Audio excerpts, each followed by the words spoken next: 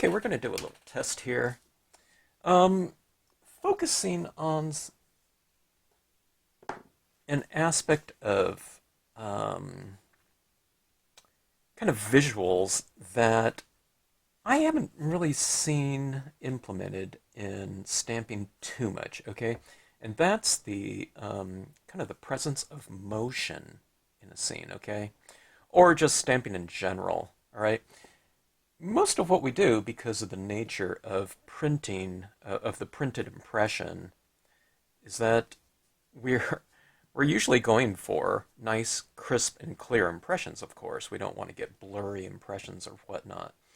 But usually, when we look at a visual, um, as far as rubber stamping goes, things are static. Okay, things aren't really in motion. There are certain things that you can certainly do to it, but such as color applications and whatnot. But as far as the imagery goes, we're looking at crisp impressions. We don't want it to have, blurry types of things showing kind of like a movement or a smearing of the imagery. That's like the opposite of usually what we're going after. But having a small kind of aspect of that within the visual might be kind of interesting, and we're going to try something like that out here. I've just come to realize that we can do certain types of things with pigment inks on maybe not completely non-porous, but less porous surfaces, such as glossy cardstock, foils, the holographics and whatnot. We can move those images around a little bit. And I'm going to see if we can do something, I don't know, that is kind of in the spirit of what I'm thinking of, at least. I don't know what it's going to look like in terms of my application of it here on this test scene, but let's take a look. Okay, so movement in scenes. Okay, so I'm thinking about kind of like a stormy, windy night, okay? And it'll be at a lake. All right, so here's my concept here. I'm going to stamp this scene out right here, and I want it nice and crisp, okay? To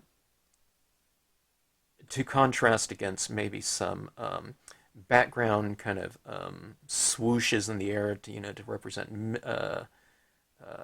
rain, maybe some extreme wind and whatnot. And I'm thinking about some trees or something in the foreground that are kind of smeared a little bit or have some kind of smearing taking place just to represent that kind of movement. Okay, so let's see how it goes. All right, so I'm going to stamp out my lakeside cabin here in a dye-based ink, but I'll go with the foreground trees in the Brilliance pigment ink, just because the Brilliance ink will dry on here, but I think it'll dry slower than a dye-based ink, because the dye-based ink is going to penetrate this, and I don't think I could smear it. But even if I did, I want a nice crisp impression, that I'm kind of smearing away. Okay, so that's the idea here. Let's get started here. Okay, so I want to create kind of this movement on the scene. This is walnut stain right here. Here's some antique linen. I want to go with, primarily kind of a cool colored scene, but this is one of the tricks that we used to do. Well, not trick, I don't know. It's like one of those fundamental things where you kind of give a base coat of a warmer tone, like a sepia or something like that, over a canvas, that you're oil painting on. This is what we did in beginning oil painting. I'm not an oil painter or a painter at all, of any sort, okay? So, but I did take classes and that type of thing in school. So, I'm not just applying this over the whole thing like I would on a canvas, a gessoed canvas or something like that, but I'm leaving things a little bit streakier just to give that kind of that notion of movement inherent in the background like that, like I said, as opposed to just coloring the whole thing in.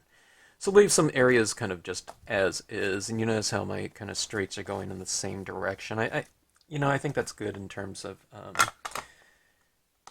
kind of some scenic continuity. Okay, I mean, you can have it going in different directions. I don't know what that would look like. This is a small card, so I tend to keep things going in the same direction. So I'm going like this. This is the natural curve of my hand, right? Like this. And then when I want to get it from this side, then I just go like this. And I go like that. Okay. Okay. So that being said, let's say that was some distress. You guys have a lot of distress inks out there, I'm sure. Let's use some tumbled glass. You can use your pads. This is just making things go a little bit faster, okay, by using a little bit of reinker fluid. Now I'm just going to use the same pad here, or not pad, but paper towel. Okay. Applying in. It's kind of a muddy looking color. I don't know what color that looks like, but that foundation of those warmer tones, a little bit of the walnut ink, and a little bit of antique linen, it'll just make, I don't know, just things a little bit more interesting, I think, in terms of a color swatch. Okay. It's kind of a warm tinge underneath these cool colors. All right, let's see what we have here. Mermaid Lagoon. Let's give that one a try. You can use whatever pads you have. A lot of people have Memento. A lot of people say Momento, like moment, but it's Memento. Go ahead and use that. All right. All right, now see, I want to keep these kind of streaks in here, so, it's important just to not color the whole thing out, okay?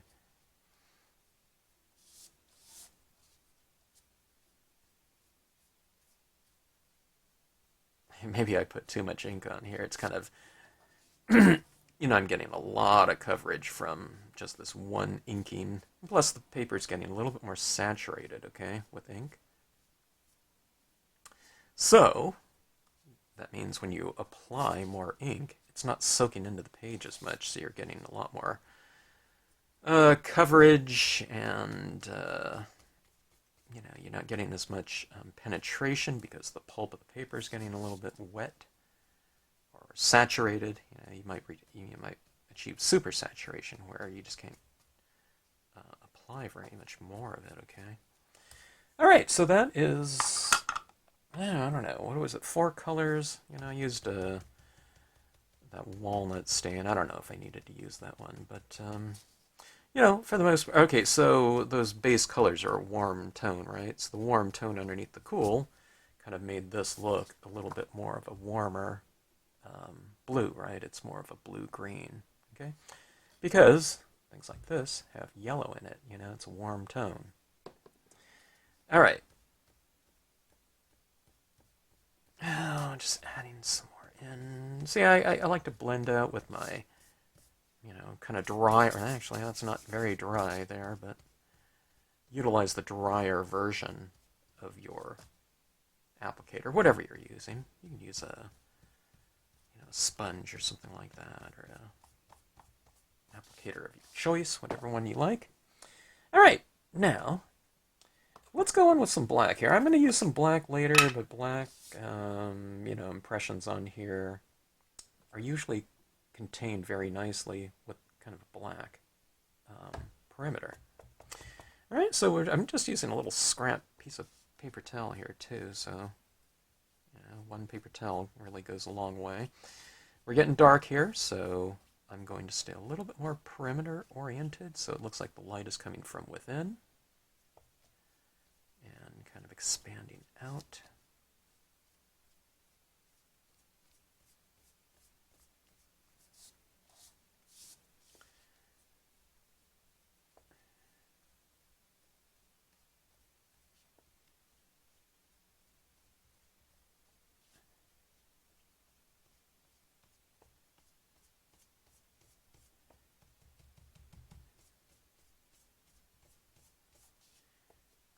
Okay. Does it look like some movement already in the piece?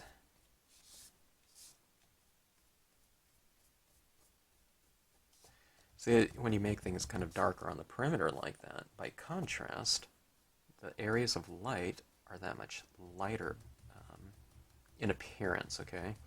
You're not actually making them lighter, but it just, by contrast, it looks lighter in there. So I don't always go darker on my perimeters just because I want a darker overall card. I want, there to be more contrast, and I want my light areas to really stand out.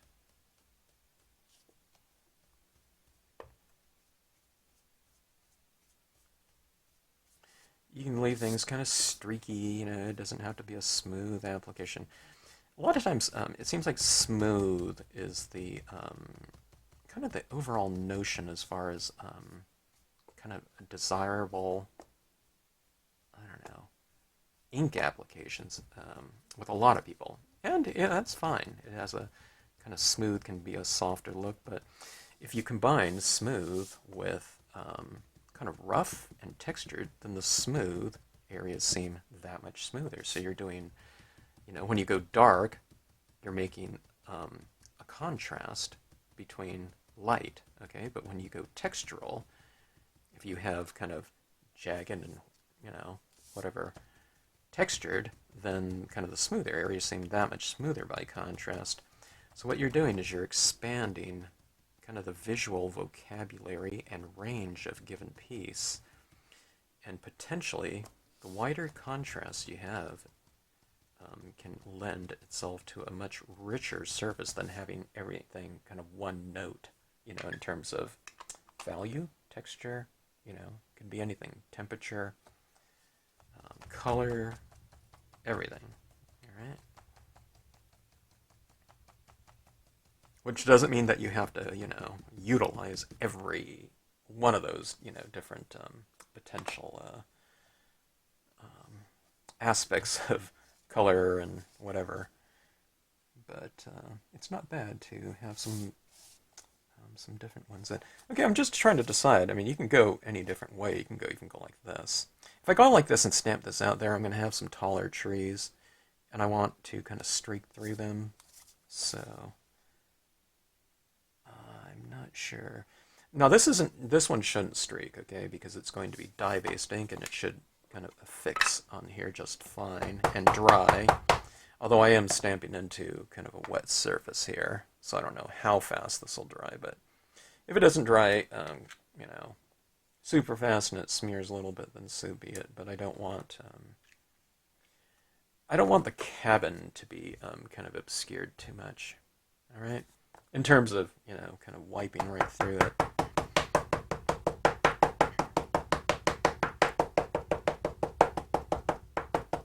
I'm using my wood-mounted version just so you can kind of see what's happening right here as far as the registration of the image.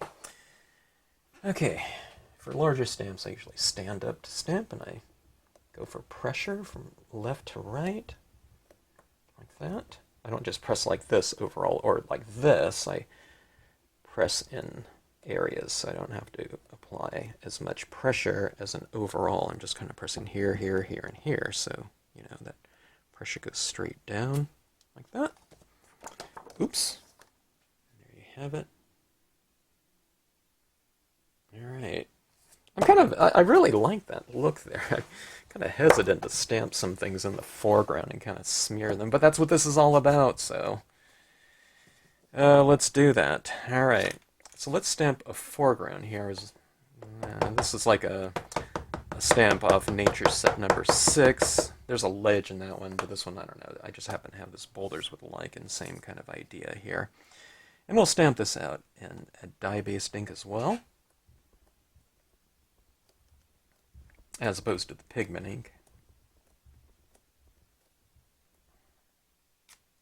Okay, so we have that. So I want that. I don't want to smear my rock, okay? Because that's, it's solid and static or whatever. It's not going to be blowing around. You're not going to see this like, big slab of granite blowing around in the wind. Okay, so let's try some of these trees right here. Let's do them in a Brilliance Graphite Black. I don't know how fast I'm going to have to work with this, okay? Now I could do something like a versifying Claire or that type of thing. And that'll dry on here, but the brilliance will dry a little bit faster. Let's see if it dries too fast, though. I don't know. I might maybe have to use the versifying. I'm not sure. Okay, but I can see, gosh, I have so much ink laid down here. Like I said, the surface is kind of achieving super saturation. So I can probably smear that if I wanted to. This is really wet down here. I don't know if you can tell. Sometimes you can in the video, but sometimes it's kind of harder. But you can see it kind of pooled up in there. But let's just see how this goes right here, okay?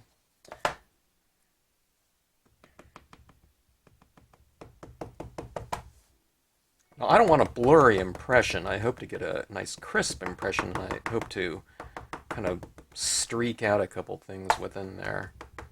I might have to layer it though, kind of lay something down, kind of blur it out a little bit or streak it, and then stamp a crisp impression over the top of it. I don't know. We'll have to see how these look. Okay, so that in mind, maybe I'll leave space for some additional impressions. If the smeared look too kind of weird.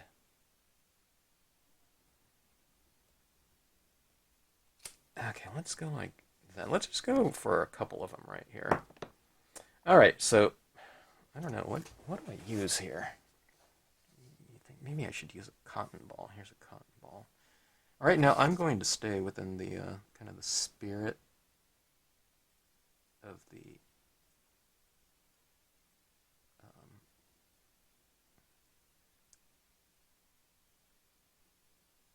the stroke. Okay, I'm trying to think of the word.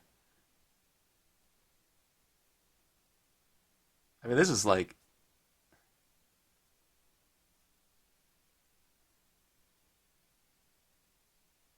something that we try to avoid. It's like, how did you do it without smearing it? And it's like, trying to actually smear something here. That kind of looks interesting though, because see, it's kind of going within the direction of the that background swiping. I think that looks pretty good. I don't know, I don't know what I'm doing here, so I want to go. Let me go for another one right in here. Let's go right here. Okay, let's try to get kind of smear in there. Okay. I think maybe doing one at a time is better. Well, actually, this one's still kind of smearing out like that. Okay, so look at that. See, I'm kind of tapping it down like that, and then kind of streaking it that way. I don't think I want to do those background ones. I think I want the concept here too, in terms of kind of the concept is I want that cabin. So like in kind of a stormy weather, you have kind of this safe foundation back there. It's solid. It's not kind of moving around. So I want that area back there to just be nice and crisp and not subject to the weather, or it's it's protected from the I don't know what the elements. Okay, so I'm adding some more trees here, and just to contrast some crisp with I don't know, whatever, blurred or streaked. We'll put these static ones in here, so I don't want to obscure too much of that smearing there, but go like that. Okay, so I don't know, but what is that? 6 impressions. So see, these crisp ones are kind of contrasting against that smeared like that. I don't know, it's pretty interesting to me. Just I don't know, just in terms of having something a little bit different in the within the visual. Let's go with this leafless limbs here too in the foreground. I think it would be perfect for this concept here. All right, this is a leafless pine. Looking at this right here with just the pine tree, I think it looks okay, but I don't know. I think it could use something to contrast against, you know, all of that.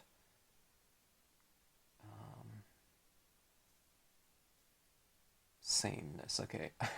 Maybe if I knew I was going to use this one, I probably would have stamped one less of the additional pines. But let's go with something like, let's go down here like this.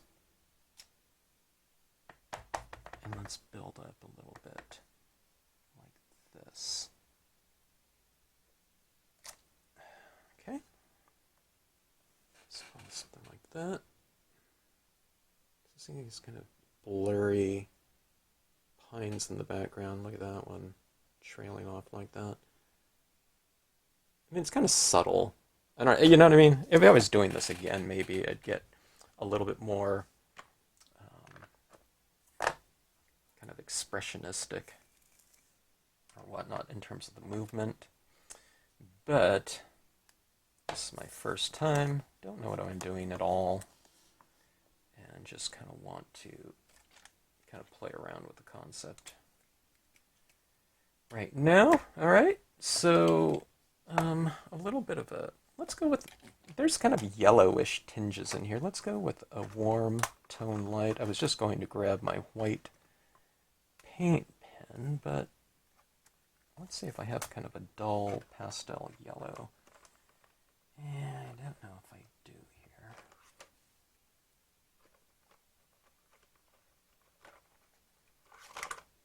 This one might be too yellow. Okay, these are paint pens here. Let me see if one of these will do. Maybe I'll use two.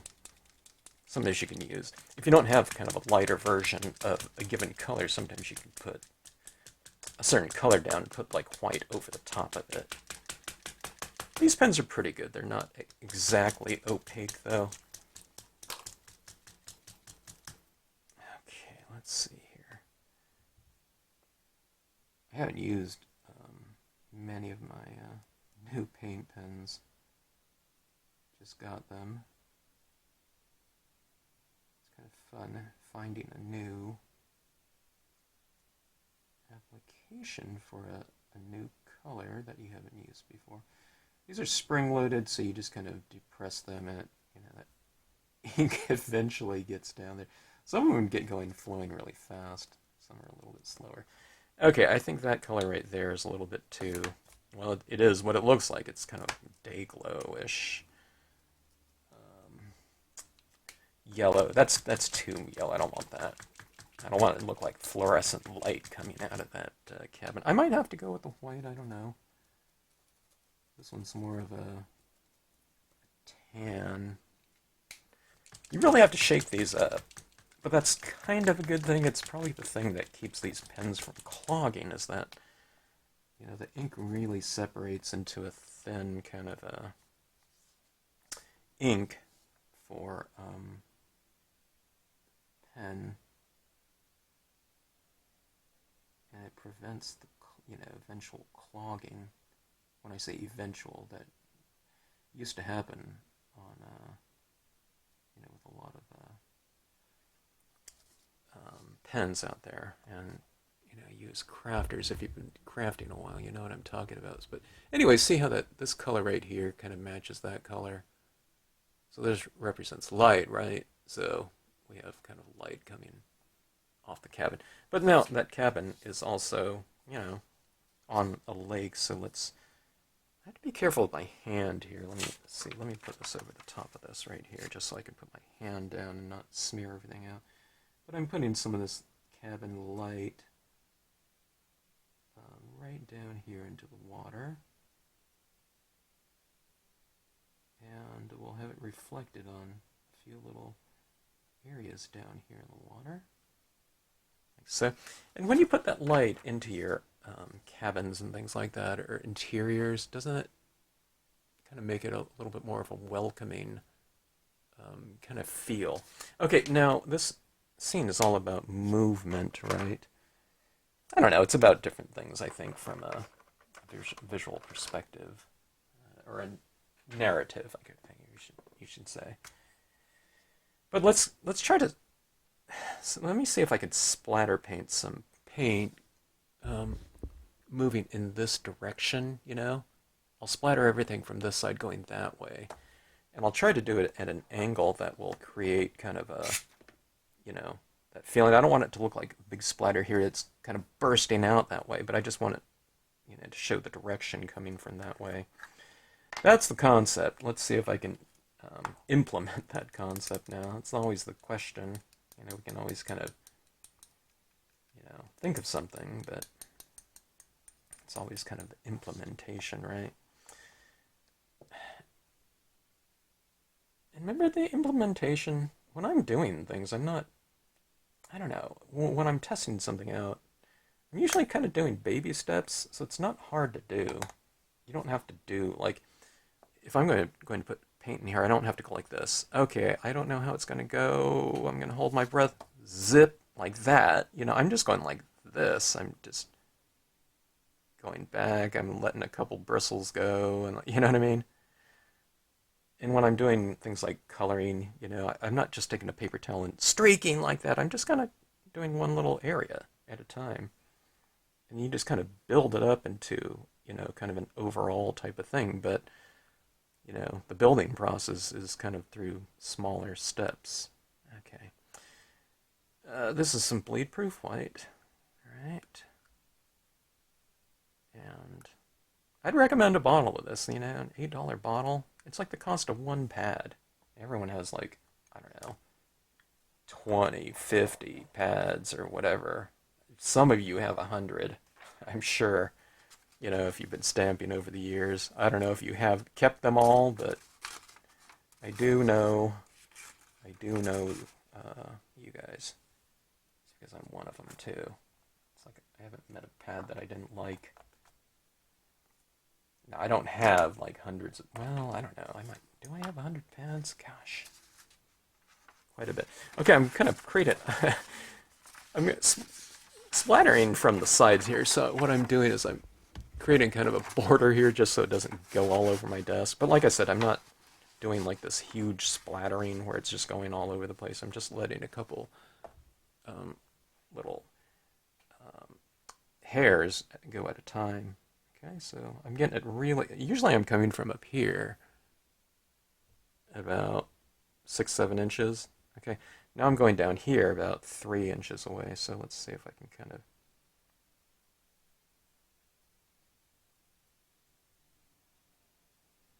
yeah, see, I'm getting some kind of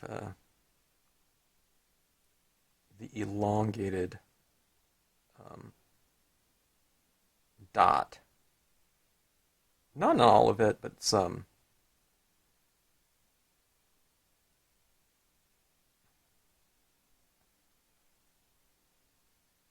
Kind of some of the larger ones are a little bit elongated. And I'll show you kind of a close-up of that.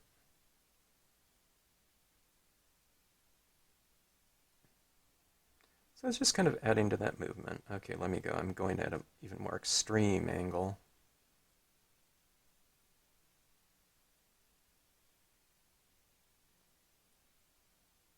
Okay, I did a lot from down here, but then I moved up like here just so it doesn't seem like there's something's bursting, filling the area with snow from below like that, like a snow cannon or something. But here we go. See, some of these angles are constantly, they're going in this same direction like that. There's occasionally these longer little dots, throughout like that. So it looks kind of like that. If you ever get one of these things, a couple of those are kind of large. I think it looks okay, though. But if you don't like any of them, those dots, if you get kind of one that's a little bit kind of out of place, or it's just too much, you can just take a little pin or something like that and just kind of buff it out. Or you can take like a little paper towel and just buff it right out. This paint really dries pretty fast. Or you can, kind of wipe it off while it's wet. And you can kind of adjust. I'm not going to do that here because I think it looks okay. But I was trying to decide if I want to do a little bit of white paint pen. I don't see any area to do it in here. I think that looks pretty good, though. But I'm trying to decide if I want to add anything more to this. Shall we add a crystal? That's always fun to do. I have white paint here on my... Okay. Let's go for like a star in here. A couple stars, maybe.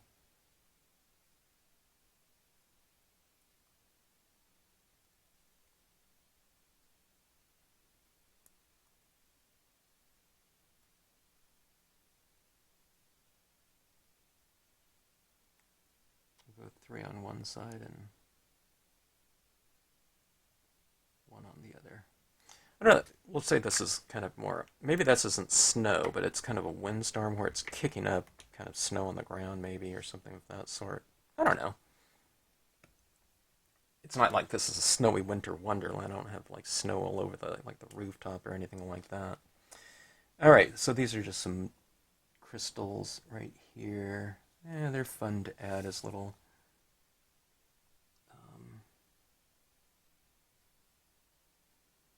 kind of subtle but not invisible, kind of attention getting little details.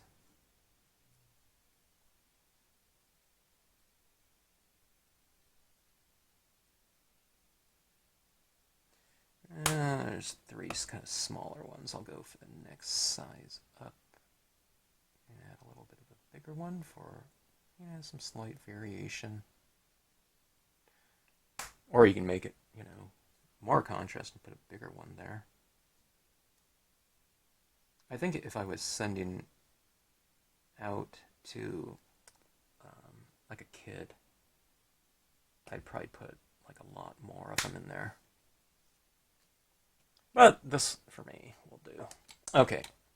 So anyways, let's take a look at this and see. See those little crystals up there? Aren't those kind of fun? How they kind of twinkle? They're kind of like that one's invisible, but then when it catches the light, see these ones are kind of obscured, but then you see it like that.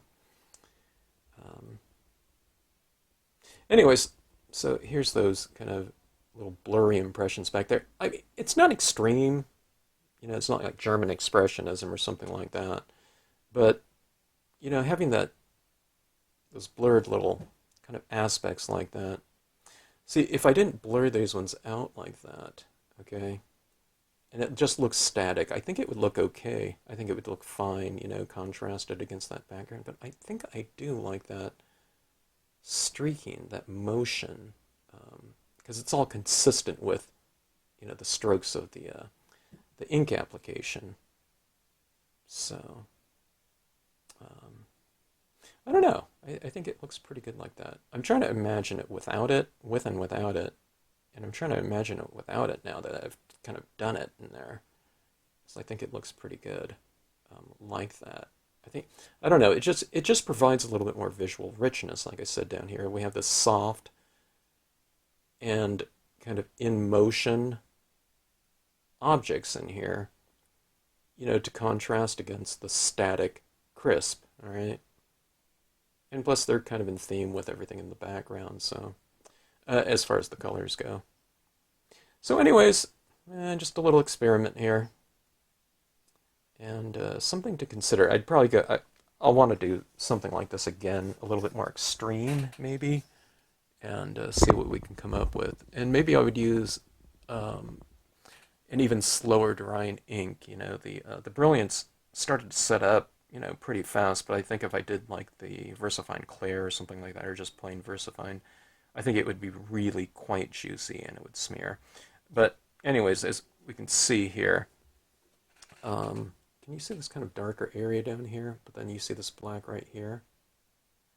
See, the brilliance is drying on the glossy cardstock as we speak. It's a little bit more wet over here. See that darkness in the boulder against the tree here? These trees were really dark black before, but...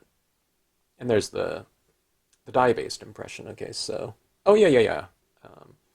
The boulders were dye. I forgot about that. So you can see the brilliance here setting up pretty fast. So you have a pigment ink that'll dry on glossy cardstock in pretty good time. So, all right. Hope you enjoyed it. Thanks for watching. If you like this video, please give us a like and the thumbs up button. And if you haven't subscribed, maybe consider subscribing to the channel. All right. Thanks for watching.